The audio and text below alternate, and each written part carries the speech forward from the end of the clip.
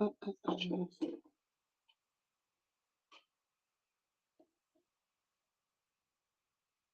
mm. Okay, I'm learning new stuff here. So, welcome, welcome, welcome, everyone.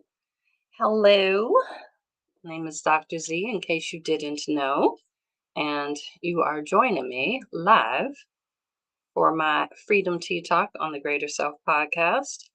So, today, first, let me just start with there's a whole lot of different things going on in the world that I absolutely could totally be addressing right this minute. And the thing is, I absolutely will be. Not in this moment, but I am going to be addressing them. Um, until we get to those things, where I am starting at for today, we're looking at when love still exists, but alignment changes. And like I said, there's a bunch of really important stuff happening in the world that I absolutely can be addressing and going over and talking about. Like, I don't know, people like that have doctorate degrees, but do what coaching is versus therapy versus what's a healthy way to go about finding and exploring the differences between all of those. But instead, I am choosing intentionally to still continue on this space about love, about alignment, about changes, and being able to be intentional about how you can give yourself grace in the process of all of these things.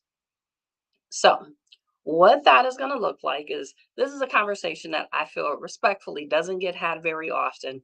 Maybe in those intimate moments with like a girlfriend or two, or men actually allowing their hearts to be heard by another man by actually trusting anything. Oh my goodness gracious. I swear there are more challenges than not. So what I'm saying must be pretty helpful if there's a challenge to be able to hear it. Did that change over on IG? Can you hear me now? Or still can't hear anything? This one does not seem to be thinking. Let's check on this other one. Or is it still the same? At least apparently on TikTok, things are still working. So that's helpful. Hopefully over on YouTube and LinkedIn and those things are still working. My hope is that that just changed it up and switched it. So at least on IG, you all too have a chance to be able to hear what's being shared.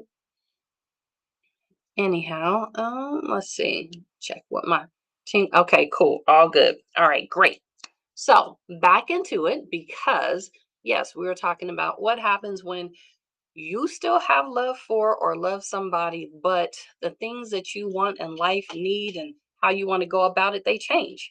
Like they bona fide are no longer the same. The alignment is different. The way you show up in the world, the way you want the person you're with to show up in the world, it's not even that they're a bad person or things aren't good, but just it's not the same. So instead of focusing on areas where sometimes we may demonize other folks for still loving someone who has maybe dog walked them, treated them all kinds of dirty, did all the things and really put you out there and had you in a space where you're trying to figure out at what point you got yourself effed up in the space of now you got people wondering who, where, what, and why this is even a thing and why is it happening that way. So to jump into it, since this isn't a very common conversation, how do you still love someone, show up with someone, still be there with them, and know that things are not exactly lining up how you want to, and not pretending that the attachment you had to them is gone or suddenly you became self-aware overnight and now automatically that's supposed to like change your heart is fake. Is fake. It's about as fake as some people's documentation that they should be out here providing services for people. But anywho, I digress because, like I said, we will talk about that someday on purpose, probably like tomorrow even. Um, but let's clear more air because there is this dissonance that happens as you continue to evolve and become a better version of your heart of a better version of yourself, your heart does not automatically line up with what makes you a better person. Your heart is like, first of all, we're over here, we're with them, we love this person this way, no matter what. And mentally, your mind is like, but how?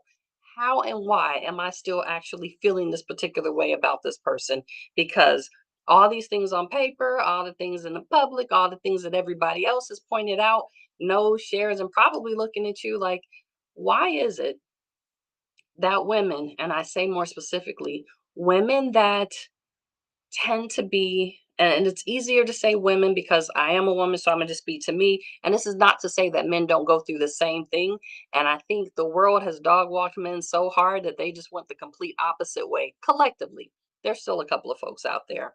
But women that have found themselves having to be their own strong friend, be their provider, their caregiver, their all the things, and do all of that for themselves, get to a point where they get tired of trying to figure out how to date. Someone just sent me a link, maybe it was yesterday, sharing about Nia Long talking about her experiences of dating and looking at how for her, she was like, if I text you and it takes you over 24 hours to text me back, we're never going to speak again. Because why would we and what for? What would be the point of talking if you can't articulate yourself in a 24-hour period or respond or say something? And at a certain point, some of us, and I say us as in I have absolutely done, maybe still in the process of, however you want to look at it, experience the space where instead of going out and continuing the date and find people that actually can meet you where you are, because again, your heart can be in love with somebody that does something for you, is amazing for you, but the world is like, how, Sway? Like, how? How did this person get in or get into that space? All I can say is they did.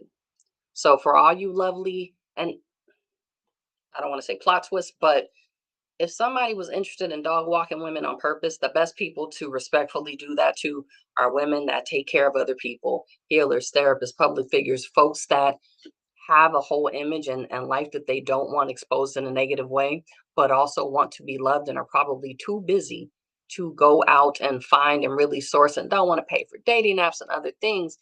Unfortunately, we make ourselves really, really big targets for people to take 100% advantage of us on a regular basis on repeat.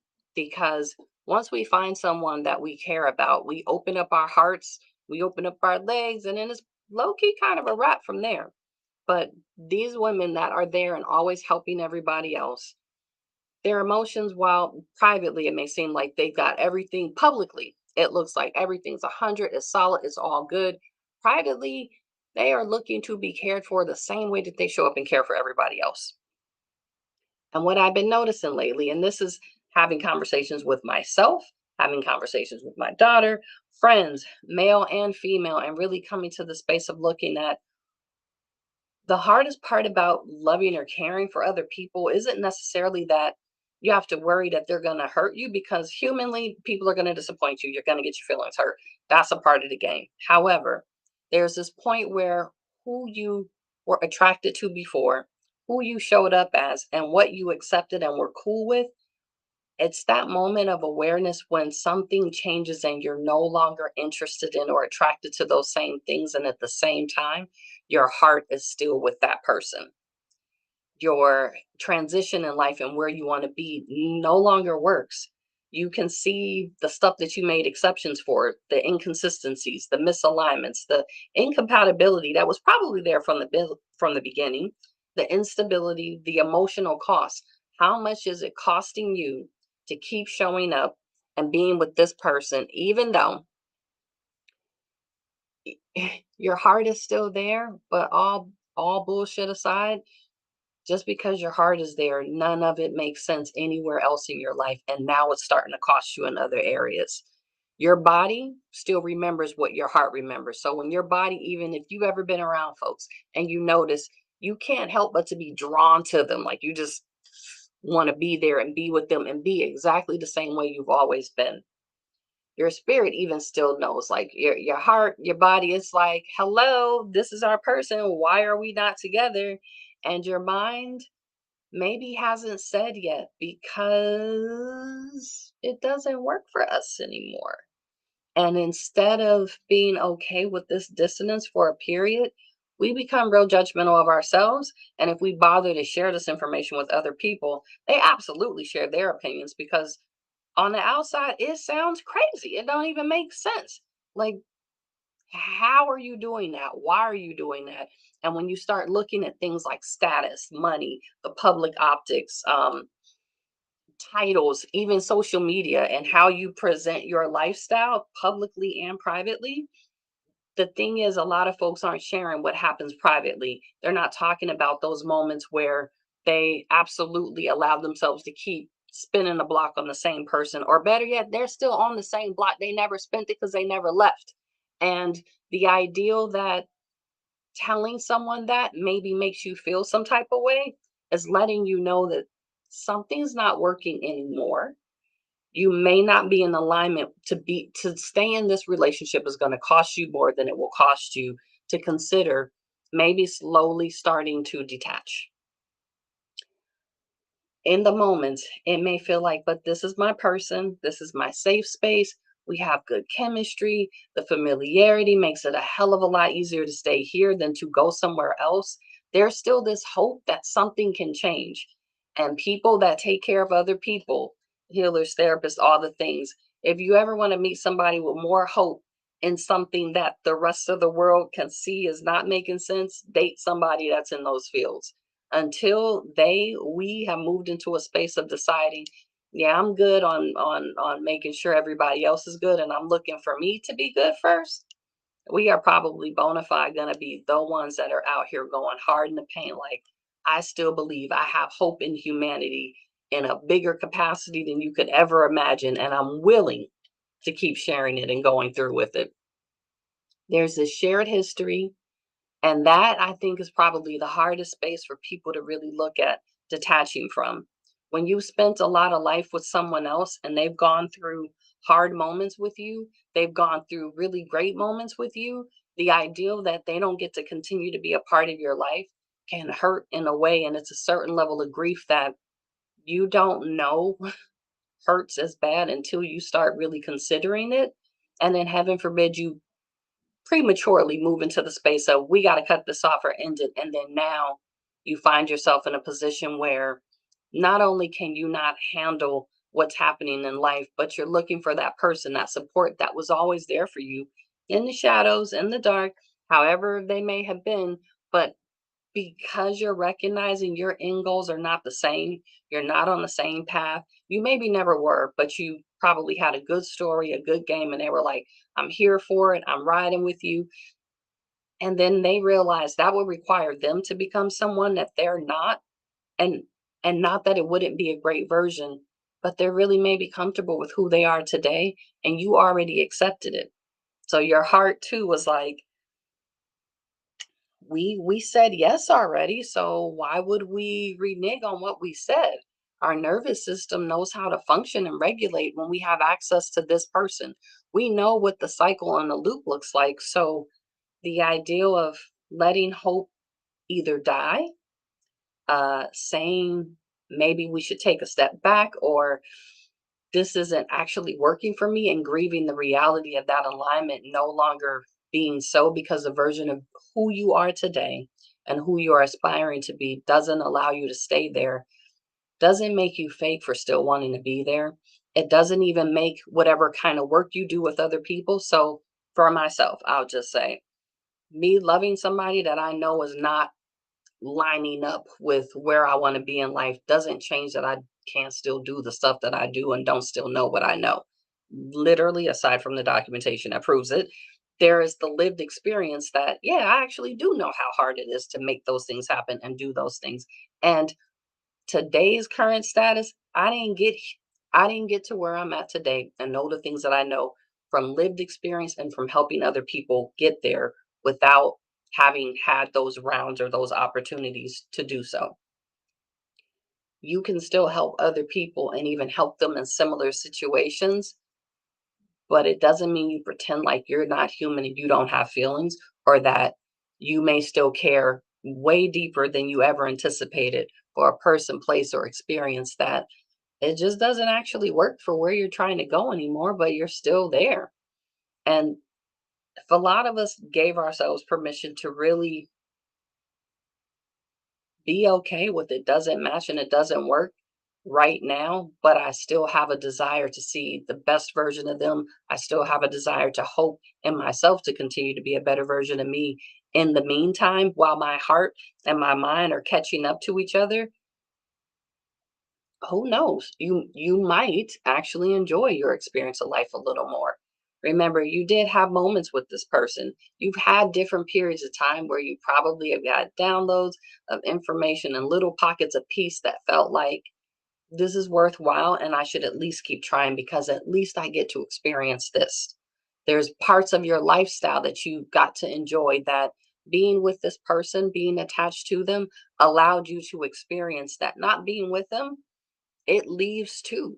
So not only do you end up grieving that version of you, but you absolutely start grieving a version of who you were. There was maybe even a moment where you got to be soft, you got to be held, you got to feel supported. And that changed when reality kept clicking and kept knocking at the door and saying, hey, what you said you want, who you said you want to be, and the ways you said you want to go about it are not lining up with what you're currently doing, what you're accepting, what you're signing up for, and how you're even acting. So it's not even just a person may no longer be in alignment. If you said you're doing these things to be a better version of yourself or even a greater version, then are you functioning and acting in the same way that that person would be?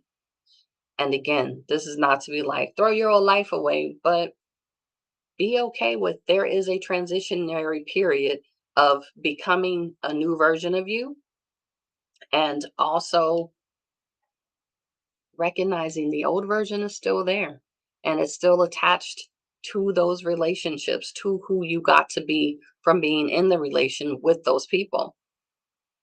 Your old coping mechanisms still provide comfort. That's why they were there in the first place. And that may be a person, it could be a vice. Your old identity is still a lot more familiar than who you're striving to be next, but it doesn't fit. And that's where that icky feeling kind of comes in of, man, I know I'm in transition. I know I'm visible. I know I'm putting myself out there. I'm moving into maybe leadership positions. I may be even speaking publicly about healing, about boundaries, femininity, nervous system work, all the things. And I'm speaking to myself and to other folks in similar situations. And at the same time, what's happening in your household, how you're living, how you're functioning does not match in 100% complete alignment because you're still in transition. How are you going to be on the other side of it if you don't go through your process? Give yourself that permission to recognize, yeah, I know where I'm going and I'm not there yet. And that's okay that I'm not there yet, as long as I still keep moving forward. And that may be small steps. That may look like having compassion not only for yourself, but for the other person, for all the people involved, because it's not hard to get attached to a lifestyle, a family, vices, different things that you get to do. And then really find yourself in a space where I love this experience of my life with this person and how we did things and what we do. And at the same time, I cannot pretend that something didn't fully work or that it didn't always click, and especially the way that I needed it to. And when it got called out, the reality is the chemistry, the connection, the vibe, the what we had, like, yeah, that's cool. But for how long? Could you do it forever? And if you can't do it forever, that's the beginning of you starting to recognize that this space might be causing me to abandon myself. It may be causing you to glorify suffering. And I know I listen to some of the songs that I've sung at the top of my lungs. And I remember being in the car one time singing some song like, Who's Gonna Care for Me or Love Me? Or I think it was a Tayana Taylor song. And whatever the song was like, who's gonna hold me or be with me? And my dad like blurted out like, he don't want you or something like that. And I was like, damn, that hurt. But that was honestly the bigger reality of it. Like you sitting here singing your heart out, talking about we go together real bad and all these things. If that ninja wanted you, you would be together and you wouldn't have to sing them kind of songs. You wouldn't have to be out here singing the love songs where you pour your heart out or leaving the clothes folded or whatever. I can't even remember the song, but y'all know the song. You didn't heard it. You wouldn't even have to sing those songs if you weren't still romanticizing the suffering that comes with staying in a space that no longer aligns with who you're trying to be, who you're moving towards, and or why you're even making those choices. Two things can absolutely exist at the same time. And this is where it gets a little tricky, a little tricky. Love can exist and misalignment can exist at the same time. The connection can be there and so real, and you're like, how am I in the room with this person, in their arms, in their space, and it is perfect. Like the whole world blacks out when we're together. And then as soon as we disconnect, you recognize all the stuff that don't work. And it's not that the person, either person, you or them, are bad, but it just doesn't work. You can care and recognize that emotionally, we don't have a consistent pattern that really works for us. And one of the most painful realities about adulthood is realizing that love alone is not always enough to sustain peace or to create a life that exudes harmony on a level that is undeniable. This current season, and I would say the season, it's been a little bit, and if you're into human design or things along those lines, based on where I'm at chronologically for how many years I've been living, I'm still finishing a whole bunch of bull effery so that the information I share can be the most prolific wisdom ever shared. But part of that journey looks like if you are embodying a different version of you, there's levels to this shit. There's stages, and none of them are going to be effortlessly just, okay, I put this out on paper, I show up, and it's all good. No, that means it's going to be messy, it's going to be ugly. Ugly versions of myself have popped out, and I'm like, dang. So if you are such a dope person and a therapist and all these things, why are you talking reckless to this person? Why are you even sitting here considering plotting or being mean or any of the things? And it is because I am a human first before any of those titles, before any of those things. Hence why I think some people maybe lied about some of the stuff they did and doubled down on it. But anyways, back to what I was saying in regards to love specifically existing and alignment changing. Embodiment happens in stages. It's not just intellectual or spiritual or performative, but you will notice things physically change. You will notice things practically needing to change in your schedule and routine and how you do life. You will notice that emotionally what you were willing to tolerate before you're no longer willing to tolerate. You're able to pick up and feel and see things at a faster pace and do different stuff. Relationally, things are going to start looking different. And it's not just in one relationship, it starts to be across the board. So, friendships that maybe you tolerated some stuff and you were here for it, and you realize, you know what? I'm just going to use me as an example. You may be in a space where you're like, yeah, this ninja might have did whatever and tried to dog walk me or whatever the case, but so did you as a friend. You're my friend, and yet I have the same feeling towards you that I have towards this person that I also chose to be in my life. So, not saying throw everybody in the trash, but you start noticing that the way that you relate to most people in your life and how they show up and how you show up starts to look similar, and you do have to start shifting how much you are really, not how much you're showing up, but the ways you're showing up and why you're showing up that way and what you believed you were supposed to get out of it. Because if how you're showing up causes you to not be able to have peace or harmony, and it's literally at your detriment, then I beg to ask, why are you still holding on to this? Love cannot be the only reason. And if it is, it will change anyways. So you can either do it by force or by choice. Something somebody else more recently kind of pointed out. You're going to be grieving no matter what.